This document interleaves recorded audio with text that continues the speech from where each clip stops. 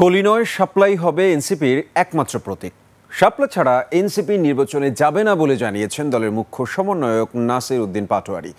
জুলাই সনদ বাস্তবায়ন এবং জাতীয় নির্বাচন কোন পথে এ বিষয়ে সেমিনারে তিনি বলেন, শাপলার কলি যখন গেজেটভুক্ত হয়েছে সেখান থেকে ফুল ফুটবে, আর সেটা নিয়েই নির্বাচনের মাঠে নামবে এনসিপি। বিস্তারিত সুমাইয়া খানের রিপোর্টে।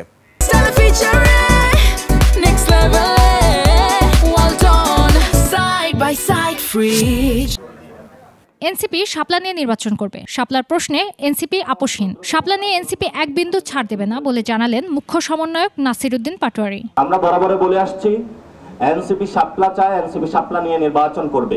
আপনারা আমাদেরকে অনেক দেরি করিয়েছেন বিএনপি এবং জামায়াতকে সুবিধা দেওয়ার জন্য, গণঅভ্যুত্থানের শক্তিকে চাপা দেওয়ার জন্য, যাতে আওয়ামী লীগকে নিয়ে আসতে পারেন। আমরা আপনাদেরকে বলবো, এইসব খেলা বন্ধ করেন। রাজনীতিতে জামায়াতের অবস্থান নিয়েও সমালোচনা করেন তিনি। জামায়াত ইসলামের প্রতি আমাদের আহ্বান থাকবে, সঠিক জায়গায় কথা বলুন, বেজায়গায় কথা বলিয়েন না।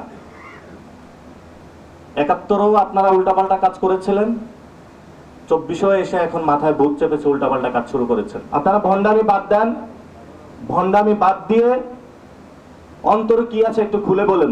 নির্বাচন কমিশনের মতো গুরুত্বপূর্ণ প্রতিষ্ঠান এই প্রজন্মের সাথে প্রতারণা করছে বলে মন্তব্য করেন এনসিপি নেতারা। শাপলা কলি তারা দিতে পেরেছেন, মানে শাপলাও দেওয়া সম্ভব, এটা পরিষ্কারভাবে আমরা বুঝতে পারছি।